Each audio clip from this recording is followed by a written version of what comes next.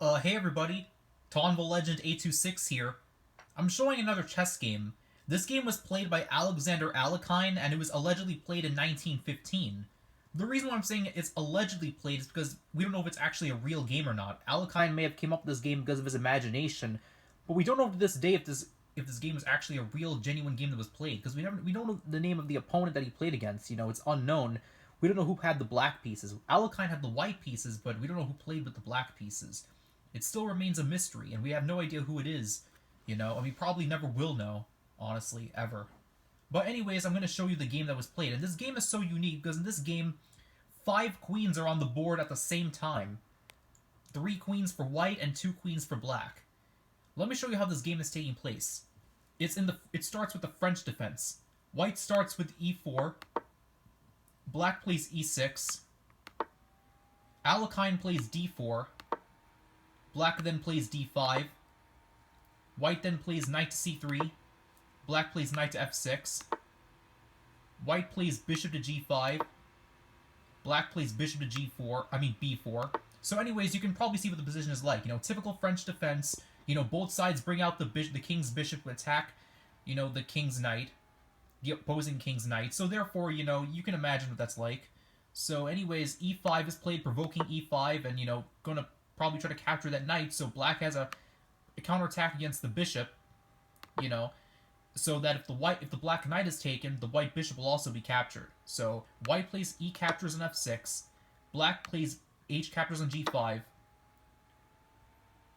White then plays f captures on g7, attacking the black rook on h8. Black then moves the rook to g8 to block the pawn from queening.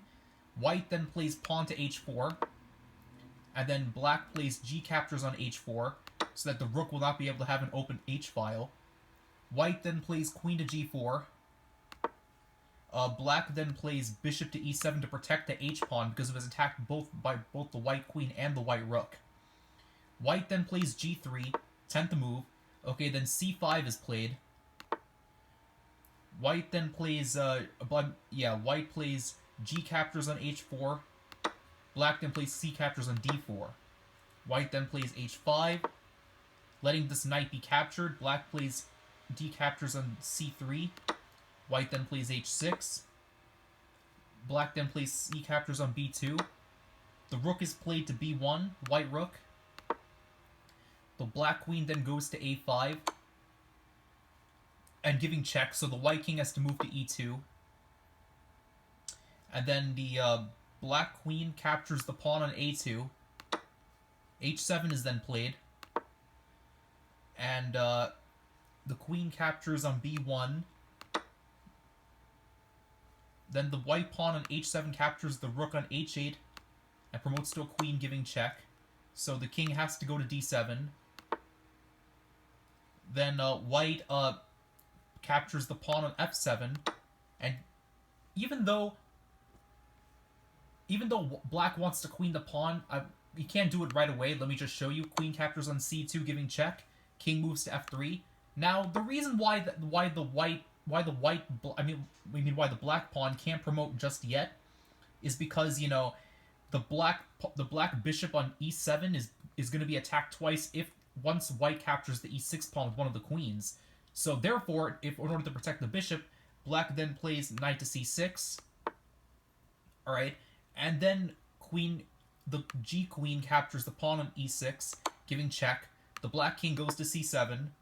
Then queen is played to f4, giving check. King goes to b6. Queen e3, giving check. Bishop goes to c5. g8q. And then b1q. So now we have 5 queens on the board. And now white can save the game, ultimately winning the game. Probably the only winning move in this position that ultimately wins the game. And, can you find it? I'll give you 5 seconds to guess. So you can pause the video and check for yourself. Okay. If you haven't figured it out yet, the move is rook to h6. This move pins the knight against the king. And notice the bishop is also pinned against the king, so neither of these pieces are able to move properly, And the best move from here would have been to play the c8 bishop to g4, but instead, black decided to capture the bishop on f1 to gain more material, but he's losing the game at this point. The game is already lost, and we have a mate in 5. Okay, let me show you how this is accomplished. The queen moves to b4, giving check, and you notice the knight can't capture the queen because it's pinned. The bishop can't capture the queen because it's also pinned by one of the other queens. So therefore, the black queen has to go to b5 to block the check.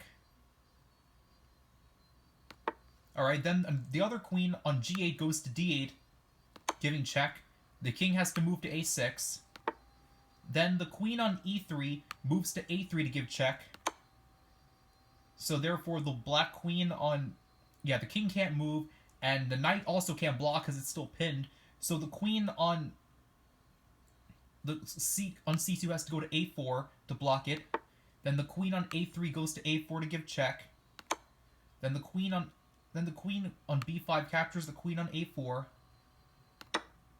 And therefore, the white queen on b4 captures the last black queen on a4, giving checkmates. Quite an unusual game, I must admit. You know?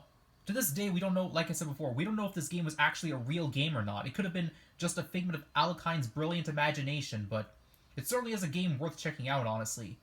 You know, truly, and it's probably one of my favorite games of all time with that many queens on the board at the same time. And ironically, the rook ends up saving the day. The white rook ends up making a move that none of the other queens can do in order to produce checkmate for the white team.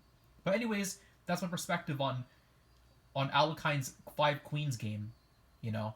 And I'll leave links in the description for Agmektor's videos and King Crusher's videos because I thought their videos were pretty good. So, you know, I'll leave links so you can see their videos as well and see it from their perspective. But yeah, that's the game. Tonvo Legend 826 out.